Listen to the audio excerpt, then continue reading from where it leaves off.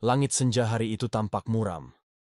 Awan kelabu menggantung rendah, dan gerimis mulai turun perlahan membasahi trotoar kota.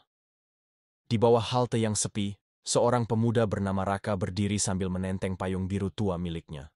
Saat ia hendak membuka payung dan melangkah, seorang perempuan berlari ke arah halte. Rambutnya sedikit basah, jaket denimnya meneteskan air. "Maaf, boleh nebeng sampai hujan reda?" katanya sambil tersenyum.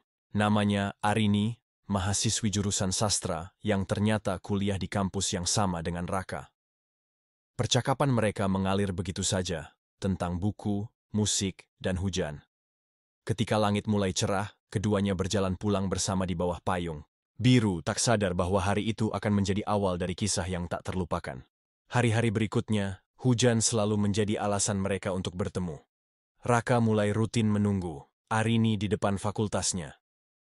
Mereka berbincang di taman kampus, berbagi teh hangat, dan menikmati hujan dari bawah payung yang sama. Arini suka tertawa di sela-sela ceritanya tentang puisi, sedangkan Raka lebih banyak mendengar, mengagumi cara Arini melihat dunia.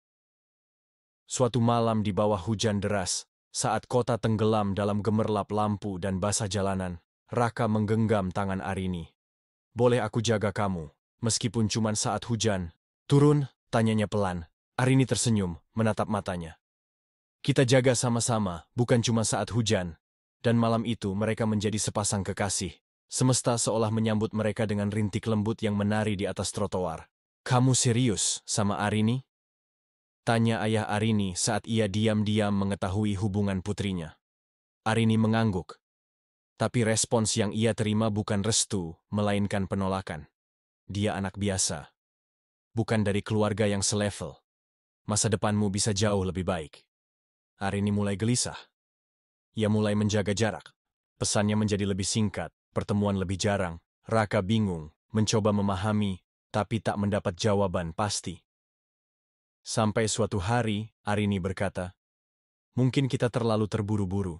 Dunia nggak selalu berpihak pada yang saling mencintai." Raka tercekat. "Kamu menyerah begitu saja?" Arini tak menjawab. Ia hanya menunduk dan hujan yang turun sore itu terasa lebih dingin dari biasanya. Raka berusaha memperjuangkan. Ia menemui orang tua Arini, mencoba menjelaskan perasaannya. Tapi tak ada yang berubah. Arini makin jauh. Ia tak lagi datang saat hujan. Payung biru itu kini hanya benda mati yang tergantung di pintu kamar Raka. Suatu malam, Raka melihat Arini di halte tempat mereka pertama bertemu. Ia sendirian, menatap hujan dengan tatapan kosong. "Aku cuma ingin semua ini lebih mudah," bisik Arini. Nyaris tak terdengar. Raka duduk di sampingnya. "Kalau kita bareng-bareng, kita bisa lewati semua, Rin." Tapi Arini hanya menatap langit, tak menjawab.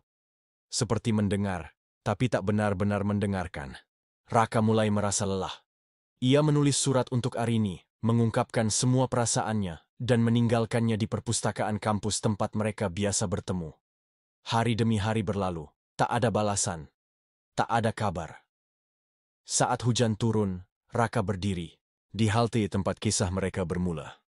Tapi Arini tak pernah datang lagi. Pilihan terakhir terasa semakin nyata.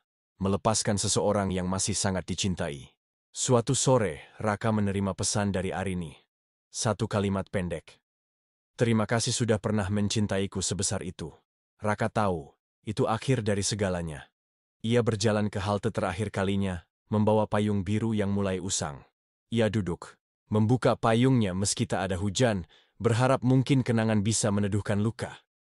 Dan di sana, untuk terakhir kalinya, ia membayangkan Arini duduk di sampingnya, tersenyum, seperti dulu. Tahun-tahun berlalu, Raka kini menjadi penulis. Buku pertamanya ia beri judul "Kenangan di Bawah Hujan". Di halaman pertama, hanya ada satu kalimat. Untuk dia yang pernah membuat hujan terasa seperti rumah. Setiap kali hujan turun, Raka masih menyempatkan diri duduk di halte itu, membawa payung biru yang kini mulai pudar. Tak ada penyesalan, hanya kenangan. Tentang seorang gadis yang membuat dunia terasa lebih hangat, meski hanya sebentar. Karena bagi Raka, cinta sejati tak harus dimiliki, cukup disyukuri karena pernah hadir.